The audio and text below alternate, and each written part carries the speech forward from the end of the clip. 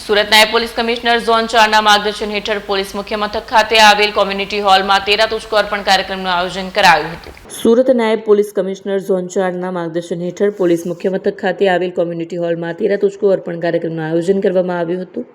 કાર્યક્રમમાં સંયુક્ત police commissioner sector 2, નાયબ પોલીસ કમિશનર ઝોન 4 તેમજ મદદનીશ પોલીસ કમિશનર સહિતના વરિષ્ઠ અધિકારીઓ ઉપસ્થિત રહ્યા.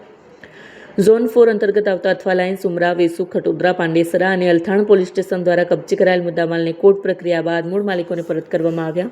મુદ્દામાલમાં અથવાલાઇન્સ ₹36,57,495 સોના ચાંદીના દાગીના, રોકડ અને મોબાઈલ સહિત, વેસુ 12,65,158, ઉમરા 47,47,142 દાગીના, રોકડ 23 વાહનો અને 34 મોબાઈલ સહિત, પાંડેસરા ₹44,37,194, 11 વાહનો અને 65 મોબાઈલ સહિત, ખતોદરા ₹13,46,037, 8 વાહનો અને 4 મોબાઈલ ફોન. આમ તમામ પોલીસ સ્ટેશનો મળીને કુલ ₹1,29,49,500નો મુદ્દામાલ તેમના વાસ્તવિક માલિકોને સુપરત કરવામાં આવ્યો.